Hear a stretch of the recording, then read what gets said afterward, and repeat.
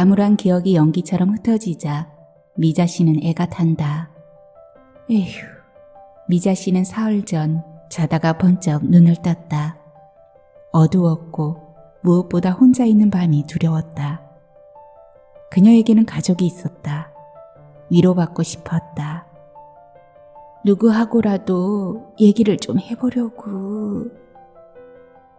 미자 씨도 오빠처럼 언젠가 사라질 것이다. 엄마 역할을 못하니까. 그래, 그냥 바람에 살랑살랑 내 마음을 풀어놓고 살다 갈 때가 되면 가볍게 가는 거라. 제 새끼 때문에 죽지도 못하는 바퀴벌레, 바보 같은 바퀴벌레야. 넌 결국 버려질 것이고 언젠가는 죽게 돼. 되도록 빨리 죽는 게 좋아. 딱 오늘까지만 살아라. 알겠니? 이 늙은 바퀴벌레 엄마야. 무덤처럼 편안한 곳, 가족과 떨어진 채 바보가 되어야만 지낼 수 있는 곳, 살아있는 자에게는 지옥과도 같은 감옥이 될지도 모른다. 어서 오십시오. 여기는 행복요양병원입니다. 이제 곧 죽을 거야. 오늘까지만 살 거야.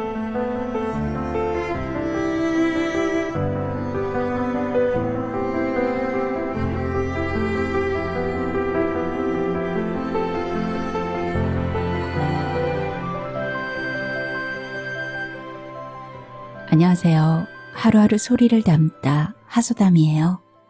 이제 아침 저녁으로 약간 선선한 바람이 불죠? 네, 이제 더위는 조금씩 물러가고 있는 듯 합니다. 오늘은 홍혜문 작가님의 나는 안미자입니다. 준비했습니다. 2022년 1월에 출간된 소설집 나는 안미자입니다에 실린 단편이고요. 나는 안미자입니다의 화자 안미자는 치매를 앓고 있어요. 아무도 모르게 죽어갈까 매일 두려움을 느끼죠. 하지만 가물거리는 기억보다 화자를 괴롭게 하는 것은 소외감입니다. 인생을 결산하는 노년에 이르러 살아온 나날들이 송두리째 허무해지죠. 소설의 말미에서 화자는 어두운 방에서 홀로 죽어가는데요. 비록 안타까운 죽음으로 마무리되었지만 화자의 회상은 삶에서 놓치지 말아야 할 것이 무엇인지를 우리에게 알려주고 있습니다. 자, 그러면 소설 속 안미자를 만나러 들어가 보겠습니다. 구독과 좋아요, 알림 설정은 하소담에게 큰 사랑으로 돌아옵니다. 끝까지 함께 해주세요.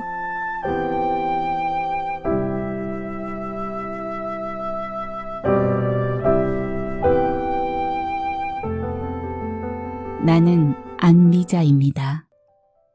홍혜문. 입천장에 머물던 소리가 넘어가며 목을대가 떨린다. 몇 번이나 같은 구절을 불렀을까. 아무리 노래를 불러봐도 혼자라는 느낌은 여전히 그녀를 슬프게 한다. 미자 씨는 침을 삼키며 시어머니를 생각한다. 손으로 고름 끝을 만지작거리던 기억이 난다. 그게 언제였더라? 가물한 기억이 연기처럼 흩어지자 미자 씨는 애가 탄다. 누군가 현관문을 열고 들어서는 소리가 들린다. 현관의 한쪽 발을 툭 먼저 올리고 다음 발을 천천히 올리는 사람. 간병인이다. 배가 고픈데 오늘은 왜 이렇게 늦게 온 걸까? 미자 씨는 손으로 벽을 툭 친다. 그녀가 빨리 방으로 들어왔으면 해서다. 요즘 간병인은 오자마자 딸을 먼저 찾는다. 그녀는 미자 씨가 배가 아픈지 고픈지 그런 것에는 관심조차 없다. 왜 밥을 굶기느냐고 하면 방금 드셨잖아 하고 화를 낸다.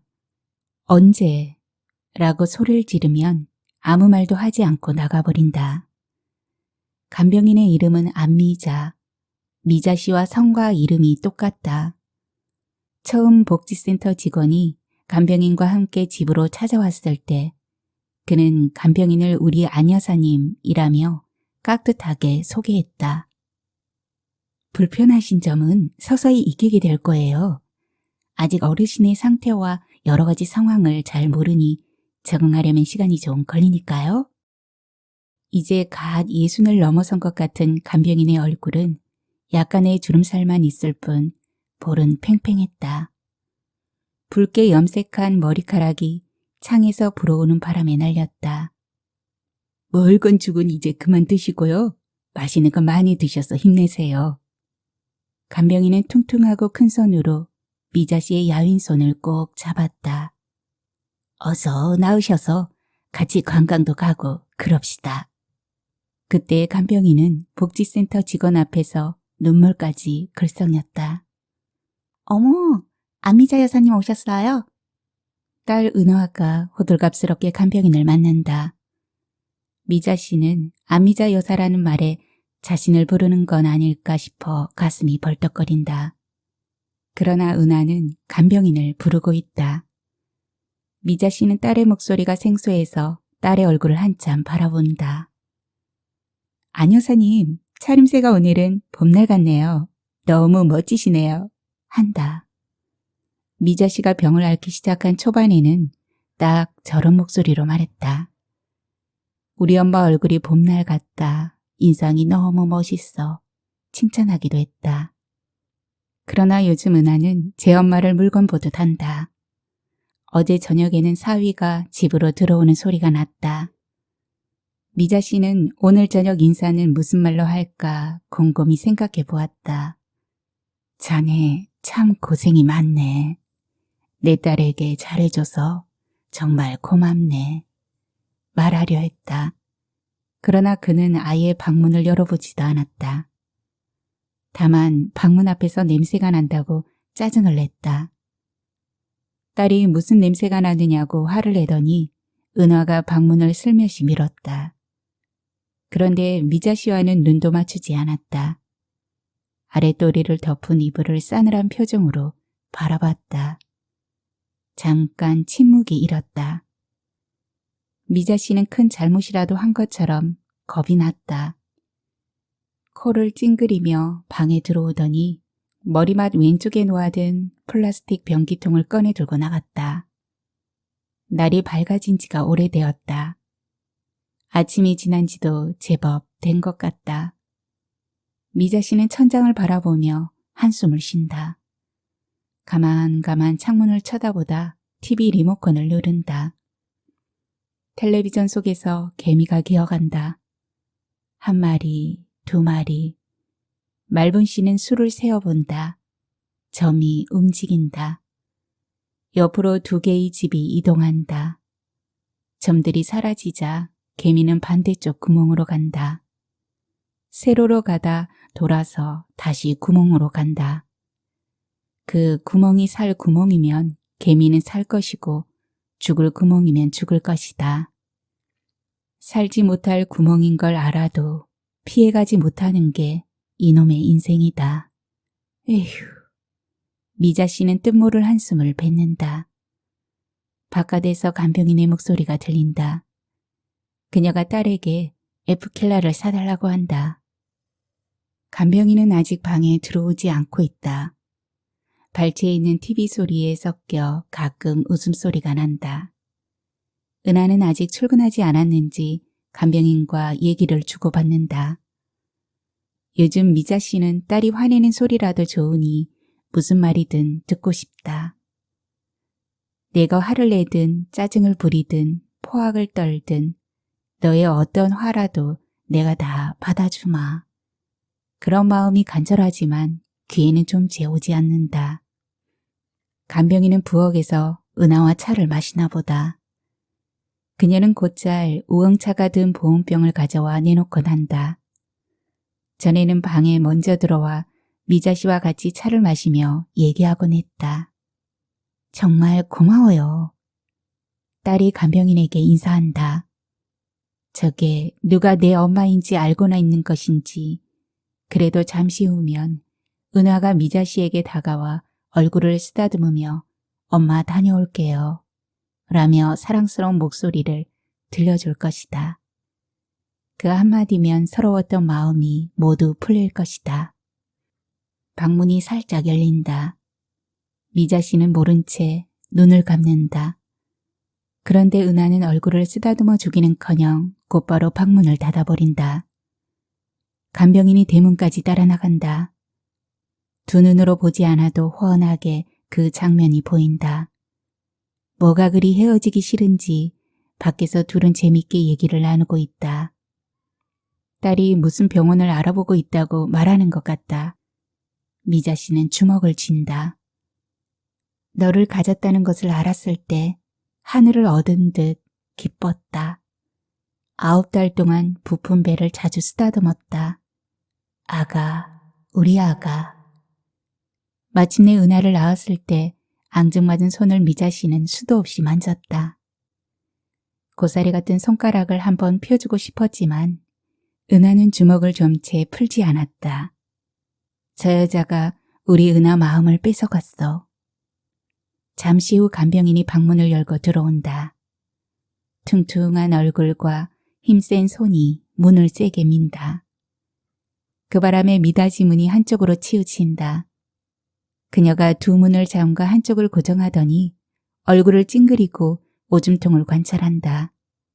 색깔이 진해졌어. 라고 한다. 오줌통에 앉아 큰 볼일을 봐야 하는데 간병인은 빨리 일으켜주지 않는다. 미자 씨는 여사 하고 불러본다. 안미자 여사. 입가에만 팽팽 돌 뿐 목소리가 너무 작다. 미자 여사. 다시 불러본다. 여사라니. 자신이 여사라는 존칭으로 불린 적이 있었던가? 누군가 불러준 것도 같지만 기억나지 않는다. 미자 여사. 이번에는 자신에게 불러본다. 마치 대통령 부인이라도 된 것 같다. 요즘은 간병인을 부를 때 모두 그렇게 부르기로 한 모양이다. 간병인은 콧노래를 부르며 창문을 활짝 연다.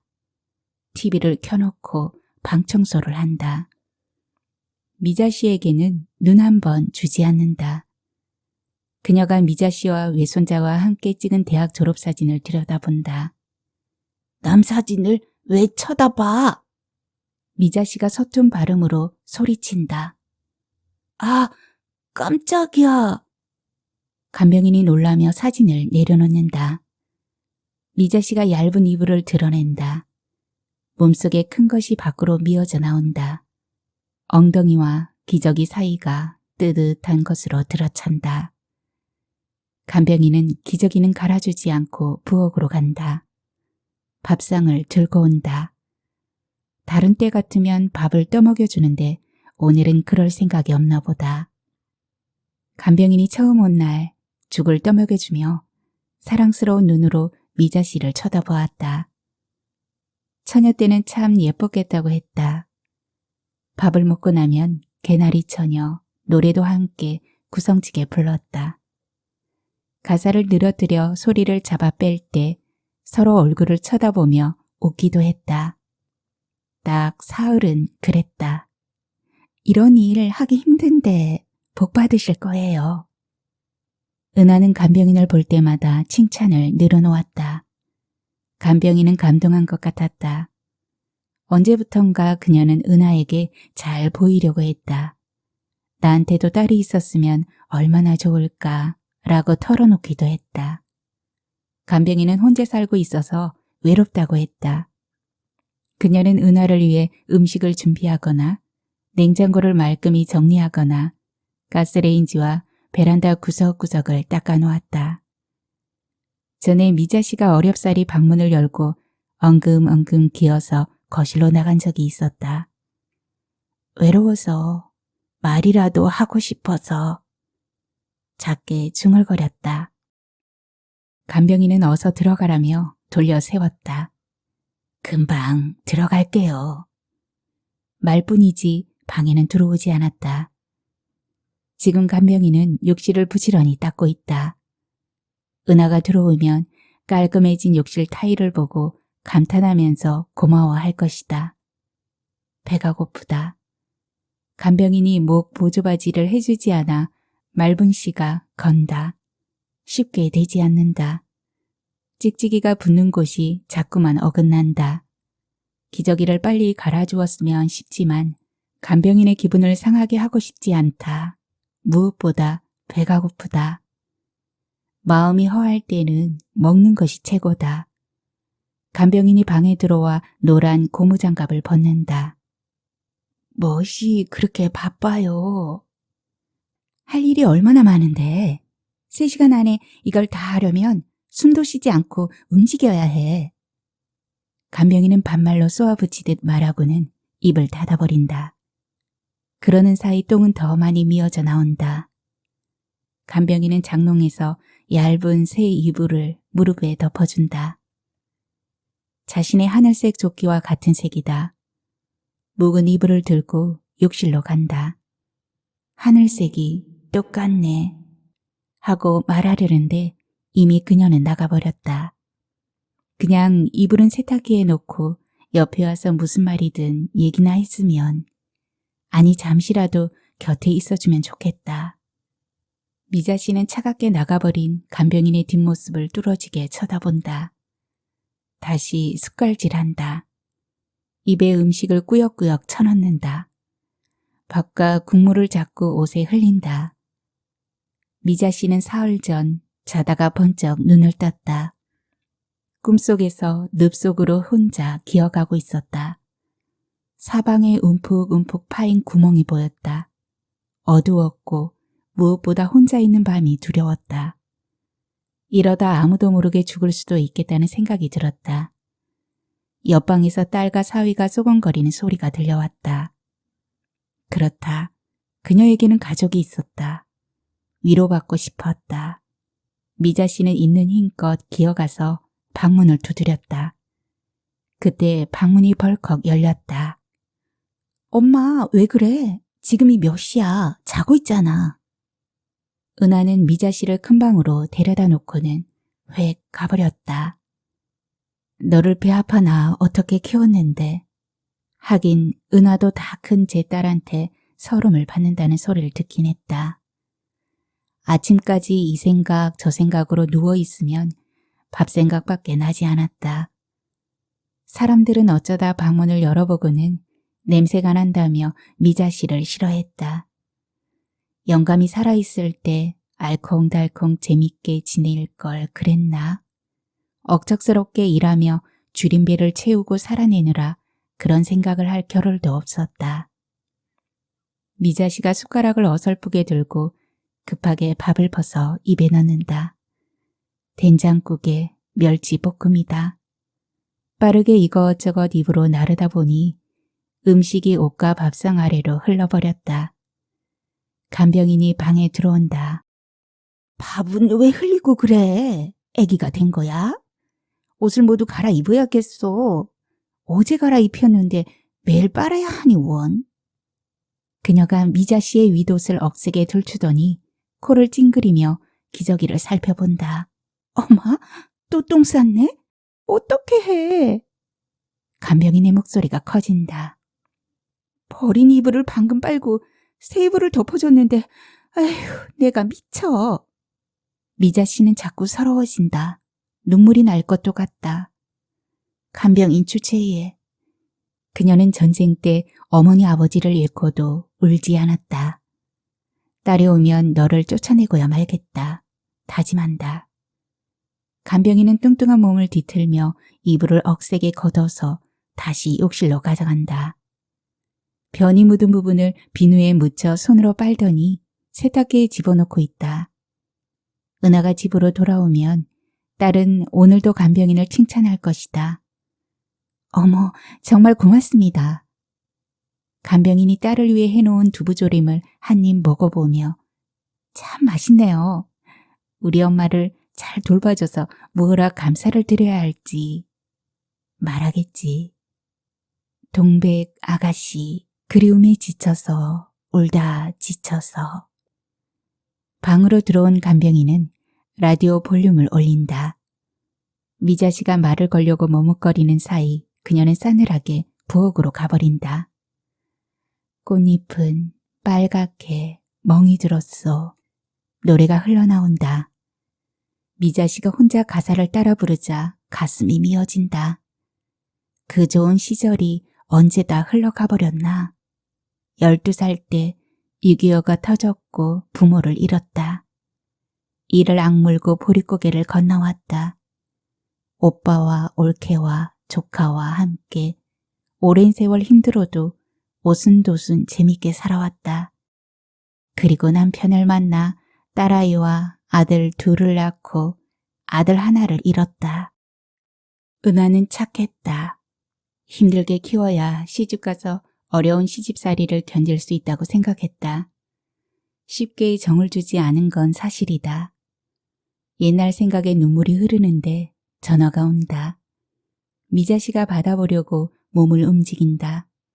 간병인이 다가와 재빠르게 소화기를 들고 간다. 엄마가 큰 것을 해서 이불을 2번이나 빨았어. 어쩌겠어? 나도 곧 늙을 텐데. 그렇게 말하곤 한숨을 쉰다. 엄마랑 노랫가락 한 가락 했지. 동백아가씨. 간병인은 소화기에 대고 노래를 부르더니 깔깔거린다. 뻔뻔스러운 것. 미자씨가 눈을 감았다 뜬다.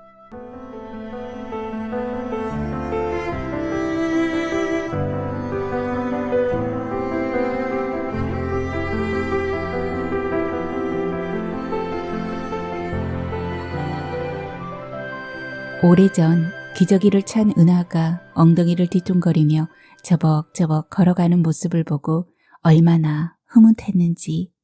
너의 아버지가 너를 쳐다보고 있으면 세상을 모두 아는 것 같다고 했지. 그리고 첫 돌 때 내가 손에 쥐었던 건 사실 연필이었단다. 사탕을 쥐었다고 거짓말을 했어.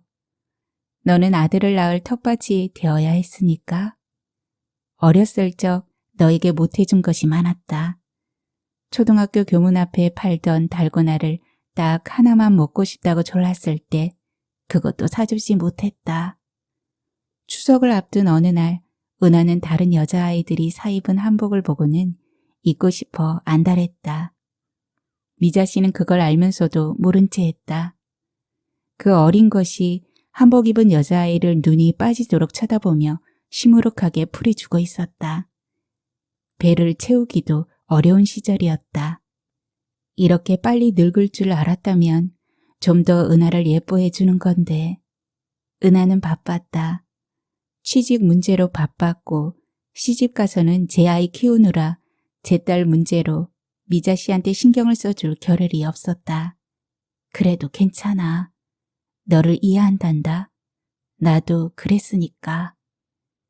그녀는 딸과 마주보며 이런저런 얘기를 간절하게 나누고 싶다. 옆집의 불이 창문에 비친다. 창 아래 방바닥으로 바퀴벌레가 지나간다. 미자씨가 노려보자 제자리에 멈춘다. 어두운데도 녀석은 그녀의 눈길을 알아챈다. 너도 외롭냐? 딸은 간병인을 이제 미자언이라고 부르기 시작했다. 둘은 친자매나 된 듯이 얼굴을 가까이 대고 눈웃음을 지었다. 딸보다 10살이나 많은 간병인은 입이 하마처럼 벌어졌다. 은하가 출근하고 나자 간병인은 거울 앞에 서서 딸이 쓰던 모자를 써본다. 베이지 바탕에 꽃잎 모양의 잎이 옆으로 붙어 있다. 어디 천한 것이 내 딸 모자를 써. 휙 뺏고 싶지만 몸을 제대로 움직일 수 없다. 언젠가 딸이 미자씨에게 그 모자를 씌워주고 진달래색 머플러를 목에 둘러준 적이 있었다. 우리 엄마 진짜 멋지다. 소녀 같아. 하얀 머리 소녀. 그러더니 우리 큰언니, 미자 언니라고 했다. 미자씨는 활짝 웃었다. 구름 위를 떠가는 듯 가슴이 즐거움으로 부풀었다. 늙어서도 이런 행복을 맛보는구나. 죽은 영감이 나를 이렇게 기분 좋게 해준 적이 있었나? 그런 기억은 전혀 없었다. 미자 언니 다녀올게요. 은하가 말하자 간병인은 대문까지 배웅을 나간다. 잘 다녀와. 간병인은 이제 딸에게 반말이다. 은하 앞에서 극존칭을 써가며 미자 씨를 위해 아주 완벽히 잘해주는 것처럼 아양을 떨지만 딸이 출근하고 나면 부엌과 베란다 청소를 한다. 그런 일들이 처음에는 고맙게 느껴졌다. 간병인은 이제 미자 씨에게는 통 관심이 없어졌다. 눈에 눈곱이 끼었는지 옷에서 냄새가 나는지조차 알지 못한다. 미자 씨가 엉덩이를 움직인다. 오줌통이 옆에 있는데 굳이 기저귀를 채워주는 심사가 뭔지. 어차피 기저귀 값은 은하가 될 테니까. 미자 씨가 손바닥에 힘을 주어 엉덩이를 밀어 천천히 기어간다. 거실을 거쳐 화장실에 가다 부엌을 들여다본다. 얼마 전 미자 씨는 간병인이 부엌에서 일하고 있을 때 온몸의 기력을 다해 베란다까지 기어왔다. 눈치챈 간병인이 뒤를 돌아보고는 어머! 소리를 질렀다. 미자 씨는 놀라 고꾸라지는 바람에 얼굴에 멍이 제법 들었다. 그것을 본 은하는 속이 상했을 테이지만 표를 내지는 않았다. 간병인은 딸에게 미안하다고 한사코 죄송하다고 했다. 글쎄, 어르신이 기어 고문을 열고 나오시는 바람에. 그날부터 간병인은 미자 씨에게 기저귀를 채운 다음 절대 밖으로 나오지 못하게 했다. 누구하고라도 말이 하고 싶어서 라고 말했지만 아예 듣지 않았다. 그날은 뒤뚱뒤뚱 불안하게 걸어가다 넘어졌다. 그러나 오늘 미자 씨는 부지런히 기어서 현관까지 도달한 것이다. 현관 밑바닥에 자주색 신발이 보였다. 미자 씨는 딸의 구두를 신어보았다. 현관 앞에 딸의 그 진달래색 머플러가 있었다. 베이지 바탕에 꽃잎 모양의 모자까지. 미자 씨는 힘들게 균형을 잡아 꼿꼿하게 섰다. 이럴 땐 넘어지지 않는다. 현관 앞에 거울이 있다. 그녀는 신발장 옆에 옷걸이에 걸린 모자와 머플러를 집었다. 거실에 걸터 앉아 목에 걸쳤다. 모자를 쓰고 고개를 갸웃하며 하하 웃어본다. 은하가 신던 자주색 구두는 끝이 뾰족하고 예쁘다. 딸이 오늘은 베이지색 구두를 신고 나갔나 보다. 굽이 날렵한 구두가 꽤 멋있다. 영감이 장미다방의 미스강을 만나러 가서 오지 않을 때 거울 앞에 서서 예쁜 구두를 몇 번이나 신어보곤 했다. 미자 씨가 거울을 들여다본다. 베이지색 모자 아래 하얀 머리카락이 비어져 나와 있다. 영락없는 늙은이다. 얼굴을 보니 세월의 흔적이 아래로 흘렀다. 미간의 주름은 말라 갈라진 눈바닥처럼 골이 깊다. 미자 씨는 현관 아래 바닥에 주저앉았다. 바닥이 차갑다. 발을 끌어내 구두를 신는다. 가슴이 두근거린다.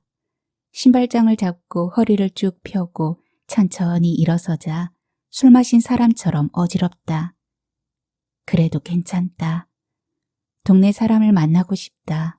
누구라도 좋으니 만나서 이런저런 수다를 떨고 싶다. 현관문을 밀어본다. 밖에 나가면 지나가는 사람들이 미자 씨에게 말을 걸어줄 것이다. 미자 씨는 환하게 웃으며 대꾸하리라. 제가 안미자예요. 사람들이 저를 안미자 여사라고 부르곤 하지요. 미자라고 불러도 좋아요. 말하며 웃어주려 했다. 그러나 미자 씨는 현관문을 밀치며 꽈당 마당에 넘어져 버렸다. 간병인이 뛰어왔다. 미자 씨의 발을 보더니 소리를 질렀다. 미자 씨는 변명했다. 누구하고라도 얘기를 좀 해보려고. 그녀는 간병인의 눈이 무서웠다. 이번엔 발목을 삐었다. 간병인이 입단속을 했다. 딸한테 말하면 속상해할 테니 가만히 누워있어요. 그녀는 미자 씨를 방으로 끌고 가다시피 했다. 미자 씨는 그녀에게 놔 소리쳤다. 왜 사람을 꼬집고 그래? 간병인은 소리가 셀까봐 창문을 꼭꼭 닫기 시작했다. 그때부터 그녀는 미자 씨가 말을 하면 창문부터 닫았다. 냄새가 방 안에서 맴돌며 어디에도 빠져나가지 못한다. 방 안에는 더 깊은 냄새가 배어 들고 있다. 간병인이 가버리고 나자 은하가 현관문을 여는 소리가 들린다. 그녀는 들어오자마자 창문부터 연다. 미자 씨는 멍이 아주 불그죽죽하게 된 발을 딸이 잘 보이도록 이불 밖으로 내놓았다. 이게 뭐야? 딸이 눈을 치뜨고 미자 씨의 발을 만진다. 아야, 아야. 미자 씨가 소리를 지른다. 엄마, 왜 이랬어? 아니, 괜찮다니까? 그렇게 말하지만 딸은 불을 켜서 미자 씨의 발목을 자세히 보지 않는다. 당연히 미자 씨의 발목에 새겨진 불그죽죽한 상처를 보지 못하고 나간다. 딸이 모임에 나가고 미자 씨가 혼자 있을 때였다. 창문으로 옆집 가족의 웃음소리가 들렸다. 창문은 꼭꼭 잠겨 있었다.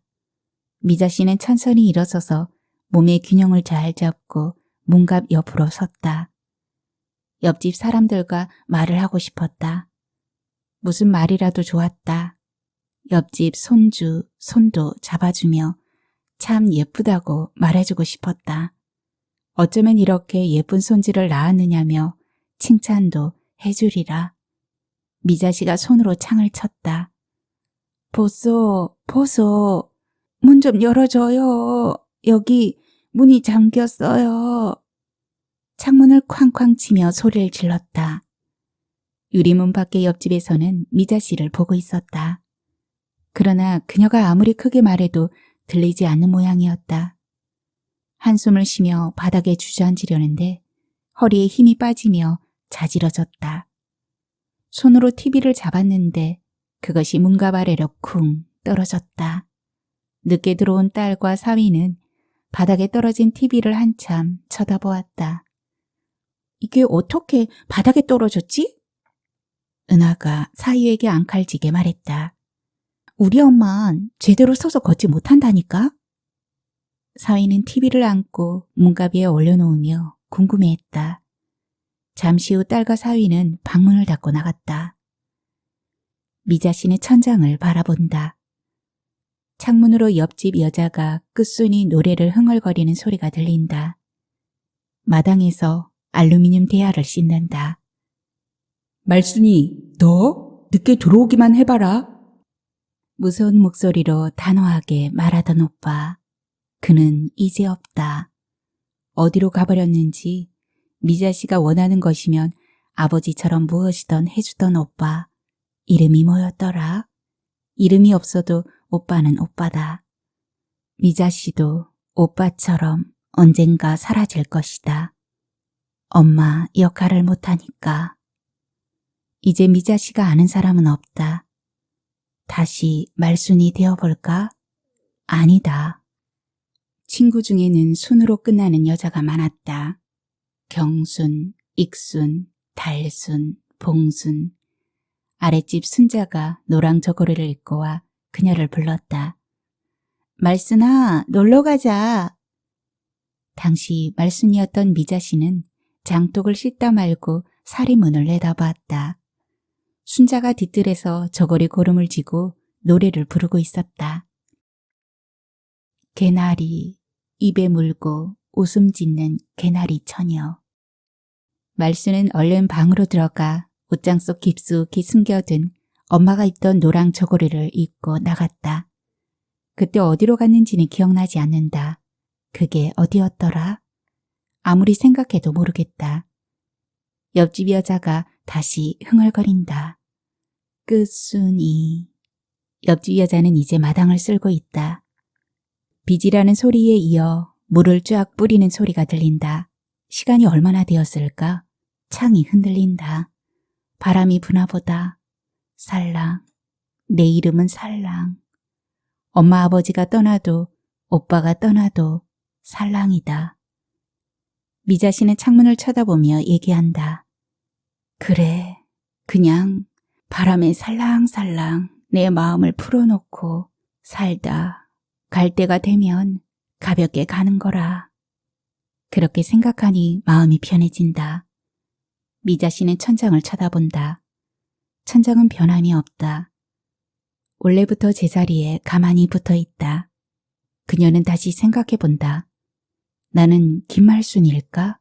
안미자일까? 나란 것은 어릴 때부터 지금까지 변하지 않는 한 사람이다. 이름을 말순이로 바꾸어도 변함없는 나다. 그녀는 피란길에서 죽을 고비를 넘기고 오빠와 집으로 돌아왔다. 한자를 잘 쓰는 오빠가 면사무소에 가서 면장에게 말했다. 우리 말순이는 죽었고요. 글쎄 큰동생 이름은 안미자라니까요. 6.25 직후라서인지 오빠가 면사무소 직원을 어떻게 구슬렀는지 새로 받은 주민증에는 미자의 주민등록번호가 기재되어 있었다. 그녀는 김말순이든 안미자든 상관이 없었다. 번호를 어찌나 달달달 외웠는지 그게 아주 인이 박히듯 머리에 박혔다. 나이 들어 치매가 온 뒤에도 미자 씨는 사람들 앞에서 주민등록번호를 외웠고 삐뚤음하게 이름을 썼다. 사람들은 치매 환자라며 고개를 갸웃갸웃 하다가도 그런 미자 씨를 보고 손뼉을 쳤다. 미자 씨는 주민등록번호를 다시 외워본다. 36021428. 아직 살아있다. 엄마 이름도 오빠 이름도 기억나지 않지만 그 번호는 아직 기억 속에 있다. 자신이 대견하다. 미자 씨는 장롱 앞에 몸을 기대고 앉아 가만 생각에 잠긴다. 기억을 모두 잃고 정신줄을 놓아도 내 번호만큼은 말할 수 있는 것이다. 그런데 이제 무엇을 할 수 있지? 남이 해준 밥을 얻어먹으며 남을 위해 주는 것은 고사하고 나 자신을 위해 할 수 있는 게 아무것도 없다. 옷도 남의 손에 의지해서 입어야 하고 화장실에 가서 볼일을 보는 것도 남의 손을 빌려야 하는 처지다.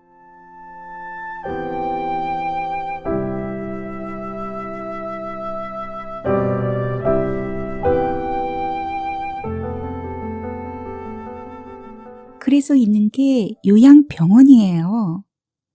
며느리의 말이 생각난다. 앞으로는 노인들이 마음 편히 쉴 수 있게 고급 요양병원에서 다양한 혜택을 준다니까요. 그것도 등급에 따라 달라요. 며느리는 아는 것도 많아서 여러 가지 내용을 죄다 얘기했다. 거기다 여러 가지 활동도 할 수 있게 도와줌으로 외로움까지 덜어져요. 가족보다 나아요. 라고 크게 말했다. 자식도 버린 사람을 누가 돌봐준단 말인가. 함께 나눈 추억도 없는 낯선 사람과 무슨 얘기를 할 수 있단 말인가. 미자 씨는 얼마 남지 않은 천금 같은 시간을 가족과 떨어져 병원에서 지내야 한다는 게 이해되지 않는다. 정신이 온전한 사람에게 그런 요양병원은 감옥보다 못한 고통스러운 시간이 될 것이다. 미자 씨가 변기통에 앉아보려고 기어간다. 간병인이 다가와 변기통에 앉지 말라고 한다. 빨리 씻기고 집에 가야 해. 집에 갈 시간이 30분이나 지났어. 이제는 완전 반말이다. 기분이 상할 대로 상한 미자 씨가 벽으로 다가가 엎드려 변기통을 짚는다. 온 힘을 다해 무릎에 힘을 주고 일어선다. 그리고 갖은 악력을 다해 변기통을 들어 올린다. 미자 씨는 그것을 옆에 앉은 간병인의 얼굴에 던져버렸다. 긴 플라스틱 통은 간병인의 얼굴에 오줌을 쏟고는 방바닥으로 나동그라졌다. 그녀의 얼굴은 오줌 범벅이 되었다. 미자 씨의 슬픔과 고독이 싹 날아가는 듯했다. 통쾌했다. 두 손을 방바닥에 짚자 오랜 체증이 내려앉았다. 네가 내 이름을 뺏어갔지? 이 못된 것 같으니라고. 어디서 내 딸에게 안미자 행세를 하며 아양을 떨고 그래. 미자 씨가 얼굴을 들었다. 가짜 안미자가 머리부터 오줌물을 방바닥에 줄줄 흘리고 서 있었다. 그런 생각을 할 새도 없이 격한 소리가 미자 씨의 귀를 찔렀다. 이 미친년이 내 은혜도 모르고? 그녀의 손이 미자 씨의 머리카락을 휘어잡았던가? 옆으로 밀어젖히며 광기를 발산했던가? 미친년이라고 말하는 너는 가짜 안미자가 아니었나? 진짜 안미자는 바로 나라고. 여긴 내 집이고 내 가족이라고. 간병인은 미자 씨를 절대 가만두지 않겠다는 듯 방문을 박차고 나갔다. 간병인은 돌아오지 않았다. 밖은 잠시 어수선하기도 했다. 방문은 꼭꼭 닫혀 있었다. 딸이 올 시간이 된 것 같은데 밖에서는 아무 소리도 들리지 않았다. 난리를 치고 피곤했던지라 미자 씨는 고꾸라져 잠이 들었다. 자다가 깨어보니 집안이 조용했다. 하루가 지난 건지 아침인지 저녁인지도 알 수 없었다. 시간이 제법 지났건만 방문은 꿈쩍도 하지 않았다. 너도 늙어서 고생 좀 해봐. 시어머니가 언젠가 그렇게 말했다. 꿈에서였을까? 왜 갑자기 시어머니가 떠올랐을까? 그녀는 왜 말을 저렇게 모질게나 하나 싶었다. 당한 건 난데. 그렇다. 그때 미자 씨는 시어머니에게 당하고 살았다. 그녀는 시집살이가 너무 힘들어 도망가야 한다고 짐을 싸기도 했다. 시어머니의 도끼 어린 목소리가 무서웠다. 갓 태어난 딸, 은하의 주먹진 손이 그녀를 떠나지 못하게 했다. 오냐, 나는 이미 죽은 목숨이다. 너 배만큼은 골지 않게 할게. 미자 씨는 두 주먹을 불끈 쥐었다. 새벽같이 일어나 동네 우물에서 물을 한 바가지 떠서 마셨다. 이불을 덮고 잠자리에 들면서도 새벽에 눈을 뜨면서도 오직 먹고 싶다는 생각뿐이었다. 그러나 미자 씨는 밭을 개간하고 변수에서 똥오줌을 지고 날랐다. 남자들도 하기 싫어하는 일이지만 새끼를 제대로 키우기 위해 이미 죽은 목숨이 되었다. 옆집에서 빌린 씨앗을 가을에 이자까지 쳐서 갚았다. 어떤 고생이라도 다 감당해내겠어. 집안을 일으키고야 말겠어. 미자 씨에게는 아들 2명이 더 태어났다. 한 명은 하늘이 데려갔다. 죽을 늙은이는 생각하지 않기로 했다. 아이들은 갖고 싶은 걸 안 사준다고 구시렁거렸지만 착하게도 학교에 잘 다녀주었다. 은하는 전문대학이라도 보내야 했다. 아들은 대학원까지 보내면서 왜 딸은 전문대학을 가라고 하느냐며 은하가 처음으로 미자 씨에게 대들었다. 자식 이기는 부모 없었다. 결국 은하는 4년제 대학에 원서를 넣었다. 딸이 용돈을 벌어 썼지만 미자 씨는 등록금을 대주면서 참 흐뭇했다. 미자 씨에게도 대학이 아니라 초등학교라도 가봤으면 하는 게 소원이었던 어린 시절이 있었다. 그때 미자 씨는 가방을 들고 초등학교에 가는 애들이 부러웠지만 올케에게 얹혀 사는 주제에 그런 건 꿈도 못 꾸었다. 은하가 부엌일을 도우면서 틈을 내어 책을 볼 때마다 미자 씨는 자신이 공부를 하는 듯 즐거웠다. 대학 졸업장을 받았을 때 이건 엄마가 받은 거야. 엄마 공이 제일 커. 은하는 그렇게 예쁜 소리를 했다. 미자 씨는 딸 아들을 시집 보내고 장가 보내는 것도 즐겁고 흐뭇했다. 그런 때가 있었던가. 이제는 기억도 가물가물 흐릿해지고 있다. 시어머니는 중풍에 걸리면서 방에서 누워 지내게 됐다. 미자 씨는 그녀가 온갖 지청구를 떨 때 돌볼 생각이 조금도 없었다. 새끼들 키우기에도 힘에 겨웠다. 늙으면 죽는 거지. 그녀는 생각했다. 그때 미자 씨를 맑게 바라보던 시어머니의 서글픈 눈이 생각난다. 오늘까지만 살 거야. 너희들은 잘 살아라. 시어머니 입에서 그런 말이 나와도 미자 씨는 듣는 둥 마는 둥 했다. 바퀴벌레가 지나간다. 손으로 탁 쳐서 잡아야 한다고 생각하며 노려본다. 그러자 바퀴벌레는 미자 씨의 눈을 의식하고 제자리에 멈춰선다. 손바닥을 내리치려 하지만 생각뿐이다. 가만히 노려보기만 한다. 바퀴벌레 한 마리도 못 잡는 날이 올 줄 어찌 알았으랴. 녀석이 미자 씨를 놀리듯 빤히 바라보더니 엉덩이를 몇 번 들썩이다가 도망가 버린다. 에휴, 그래, 가거라. 미자 씨가 눈길을 돌리자 다시 제자리에 선다. 이 녀석 봐라. 이제는 커다란 바퀴벌레다. 구멍 속에 제 새끼들이 기다리고 있을까? 아이들을 두고 죽어서는 안 되겠다는 건가? 내가 너를 죽일 수가 있나? 제 새끼 때문에 죽지도 못하는 바퀴벌레. 바보 같은 바퀴벌레야. 넌 결국 버려질 것이고 언젠가는 죽게 돼. 되도록 빨리 죽는 게 좋아. 딱 오늘까지만 살아라. 알겠니? 이 늙은 바퀴벌레 엄마야.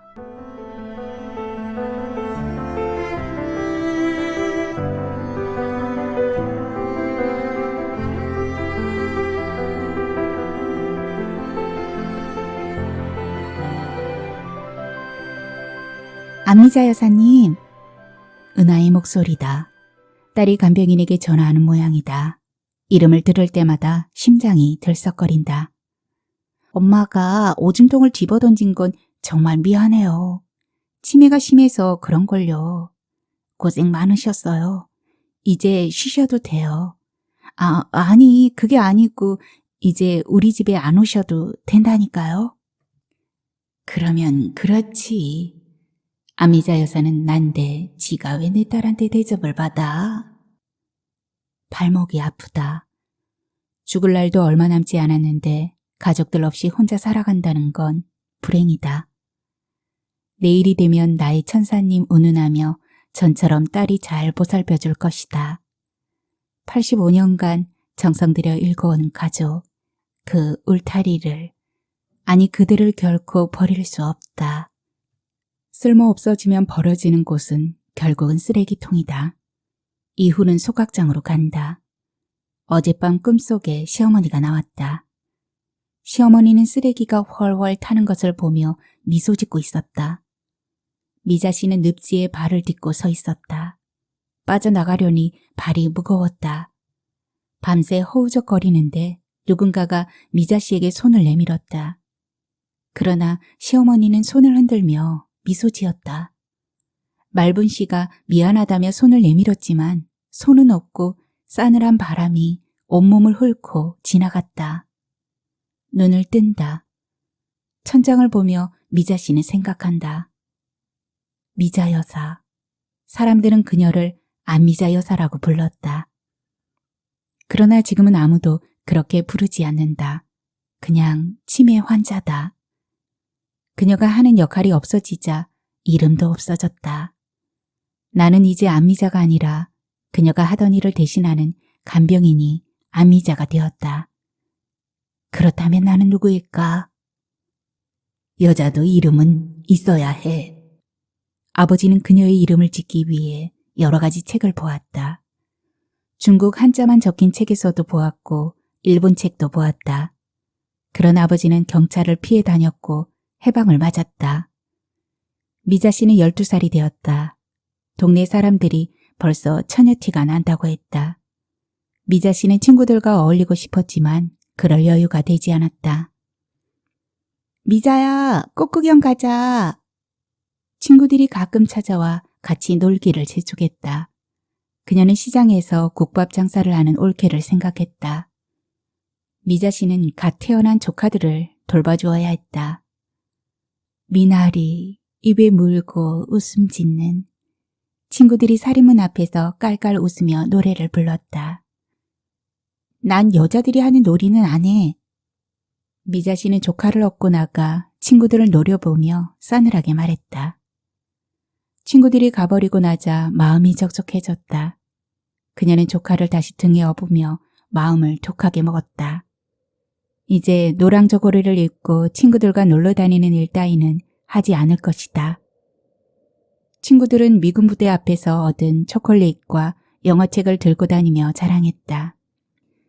난 그런 것보다 더 위대한 걸 가질 거야. 그게 뭔데? 언젠가 그녀가 가지고 싶은 것에 대해 이웃집 상욱이가 물었을 때 미자 씨는 그게 무엇인지 정확하게 꼭 집어 말할 수 없었다. 그녀가 가족들과 함께 남보란 듯이 오순도순 살아가는 것, 남에게 절대 무시당하지 않는 것, 그녀에게는 무엇보다 가족이 제일 중요했다. 어릴 때 잃어버린 부모로 인해 가정이라는 울타리는 목숨보다 귀한 것이었다. 피란하러 갔다 집으로 돌아올 때 어린 미자 씨는 부모를 잃었다. 합천에서 남지와 의령 사이에는 군인들과 인민군들이 여러 곳에서 서로 격전을 벌였다. 적보다리를 사이에 두고 피란 갔던 사람들이 돌아왔는데 아버지가 말을 해주지 않아 인민군인지 국방군인지 구별하기도 힘들었다. 그러는 사이 어떻게 된 것인지. 에이, 더러운 간첩새끼. 진만이 아버지가 미자 씨의 아버지를 보고 그렇게 말했다. 그 말을 다른 사람이 들었고 그것이 공공연히 퍼져나갔다. 어린 미자 씨는 사연이 어떻게 된 것인지 알 수 없었다. 그때부터 동네 아이들과 어울릴 수가 없었다. 미자 씨가 다가가면 친구들은 달아났다. 같이 놀면 인민군 자식으로 오해받는다고 했다. 그곳이 어디인지 기억이 나지 않지만 미자 씨는 남지다리 아래 어디로 빨래를 하러 갔다. 아마 10살 무렵이었을 것이다. 어떤 아줌마가 여자아이와 함께 빨래를 하고 있었다. 이름이 뭐니? 여자아이가 물었다. 그녀는 대뜸 미자라고 말해버렸다. 그렇게 말해놓고 보니 하나도 어색하지 않았다. 그렇게 말한 엄마도 아버지도 긴 적포다리를 건너 집으로 오다가 죽었다. 어떻게 아버지와 어머니가 죽었지? 미자 씨가 하던 옛 생각이 연기처럼 흩어져 버린다. 난감하다. 어디였지? 선명하고 흐릿한 기억이 섞여 아무리 생각하려 해도 안타깝게 사라져 버린다. 오빠가 아버지라고 소리쳐 불렀고 말순으로 불렸던 아이는 엄마 하고 울었다. 계속 울 수도 없었다. 가자. 집에 가 있으면 올 거야. 이제 아버지의 얼굴도 엄마의 모습도 떠오르지 않는다. 머리를 쓰다듬어 주던 손길, 그 느낌. 엄마 이름이 뭐였지? 뭐였더라? 어이, 가! 집에! 엄마가 오빠에게 심하게 화를 냈던가? 총을 맞고 쓰러지면서도 빨리 가라고 소리를 쳤던가? 성이 아니니까 엄마 성은 아니다. 정씨? 이씨? 박씨? 최씨? 생각나지 않는다. 바보, 멍청이. 미자 씨는 자신을 바보라고 생각한다. 낳아주고 길러준 엄마 이름도 모르다니. 젖을 먹여주고 9달이나 뱃속에서 탯줄로 키워준 엄마. 예쁜 우리 아가. 노래까지 불러주었을 엄마. 총을 맞은 엄마는 오빠와 미자 씨를 살리기 위해 보자기에 아껴둔 주먹밥을 모두 건네주었다. 어서 가! 엄마가 노한 목소리로 손을 저었다. 미자 씨는 엄마가 죽을 수도 있다는 생각도 못했다. 다만 입에 주먹밥을 넣으며 오빠를 따라 걸었다. 오빠는 안 먹어? 넌 안 먹어. 그러나 미자 씨는 곧 울음을 터뜨렸다. 에이, 이 계집애 가? 오빠가 화를 냈다. 두 남매는 남지 뚝길을 달렸다. 곳곳에 불에 탄 집들과 집안에 있던 물건들이 밖으로 나와 마구 흩어져 있었다.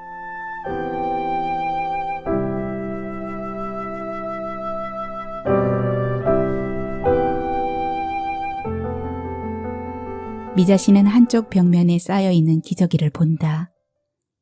방문 열리는 소리에 이어 전화벨 소리가 난다.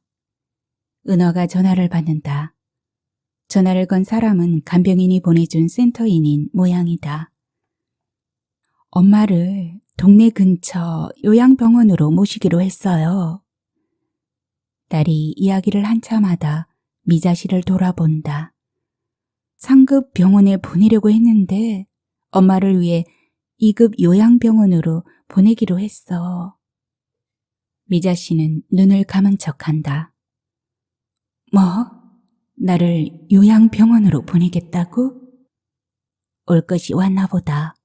결국 떠나야 하나 보다.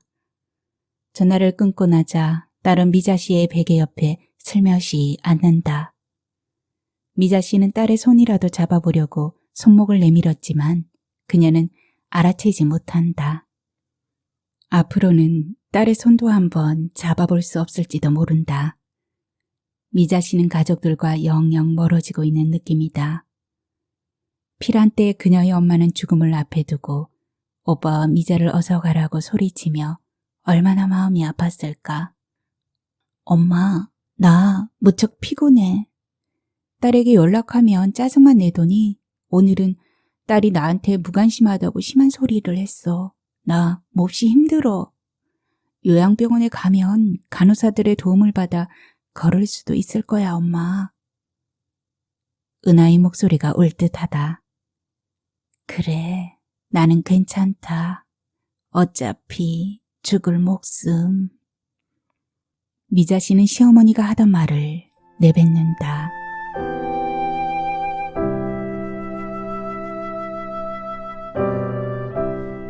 미자 씨의 몸이 흔들린다. 잠시 잠이 들었었나? 손을 올려보지만 묶여있다. 하얀 천장과 벽면에는 약품과 청진기가 걸려있다. 달려가는 차 안에서 한 여자가 구시렁거린다. 이 할머니가 간병인에게 오줌통을 집어던지고 난동을 부렸대. 아니, 밥 먹여주고 극진히 보살펴주는 간병인한테 어떻게 그럴 수가? 아유, 무서워. 세상에, 이런 사람은 특별관리를 해야 돼. 중증 치매 환자들은 갑자기 격해져서 위험한 사고를 칠 수도 있거든. 팔다리를 꼼짝 못하게 묶어 놓아야 해. 덜컥 겁이 난다. 어디로 가고 있는 걸까? 딸의 목소리가 그립다. 딸의 이름이 뭐였지? 기억나지 않는다. 아는 사람은 아무도 없다. 화내는 소리라도 좋으니 아는 누군가가 옆에 있으면 좋겠다. 노래라도 불러볼까? 뭐였더라?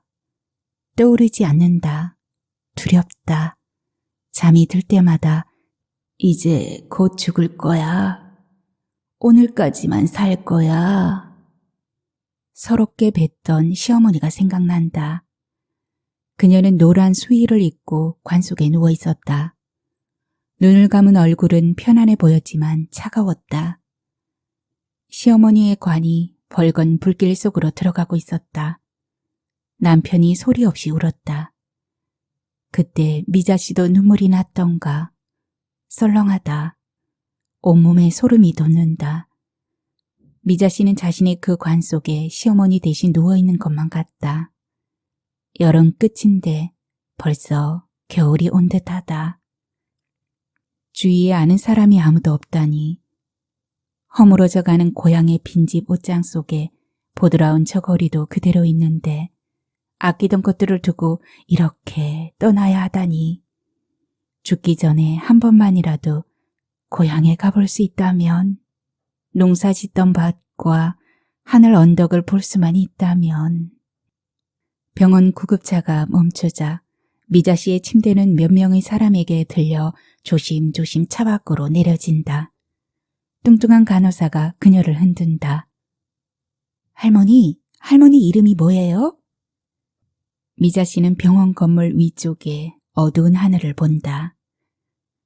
뚱뚱한 간호사가 재차 큰 소리로 묻지만 미자 씨는 아무 말도 하지 못한다. 컴컴한 밤이 그녀를 삼켜버릴 듯하다. 별, 바람. 그녀는 혼잣말을 하며 고개를 돌린다. 불 켜진 화려한 병원 건물이 그녀에게 다가온다. 무덤처럼 편안한 곳. 가족과 떨어진 채 바보가 되어야만 지낼 수 있는 곳. 살아있는 자에게는 지옥과도 같은 감옥이 될지도 모른다. 미자 씨는 구급대원과 간호사의 도움으로 준비된 휠체어에 내려앉는다. 어서 오십시오. 여기는 행복요양병원입니다. 번쩍이는 건물에서 달려나온 안내원이 미소 띈 얼굴로 미자 씨를 맞는다. 딸을 빼닮은 여자가 다가오더니 휠체어에 탄 그녀의 손을 잡는다. 손을 잡힌 미자 씨는 딸인가 싶어 놀라며 여자를 쳐다본다. 오시느라 힘드셨죠? 여기는 마음 편하게 지낼 수 있는 곳이랍니다. 인형처럼 생긴 여자가 또박또박 말한다. 미자 씨는 다시 여자의 얼굴을 뚫어져라 살펴보지만 딸이 아니다. 잘못 왔나? 아무래도 이상하다. 건물 유리문 안으로 들어가자 음악이 나온다. 대형 화면에는 시어머니를 닮은 노파가 어깨춤을 추며 노래를 부른다. 그동안 외로우셨죠? 피곤하실 텐데 오늘은 행복 요양병원에서 푹 쉬시기 바랍니다. 내일은 새로운 프로그램으로 어르신들을 모시겠습니다. 딸 또래의 여자가 화면에 나타나더니 허리를 접어 인사한다. 미자 씨는 시어머니를 보고 나서인지 마음이 편안해졌다. 그녀는 목청을 가다듬어 대형 화면 앞에서 무표정하게 선 사람들을 향해 어눌하게 말한다. 나는 안미자입니다. 안미자 여사라고 불러주세요. 미자라고 불러도 됩니다. 내 이름은...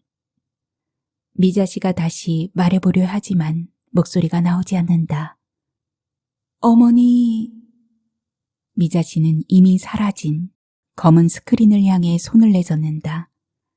그러나 팔과 다리가 묶여 몸이 움직여지지 않는다. 새벽에 눈을 뜬 미자 씨는 검은 허공을 한참 바라본다. 어쩐지 바람처럼 편안한 느낌이 든다. 지금까지 힘들게 살아온 자신이 정말 자신이었는지 의아하다. 이제는 바람 속에 무가 되어 나비처럼 날아갈 수 있을 것 같다. 미자 씨가 허공을 향해 손을 내저으려 하지만 뜻대로 되지 않는다. 목에 붉은 것이 걸린다. 잠시 후 팔에 힘이 빠지며 미자 씨는 숨을 거둔다.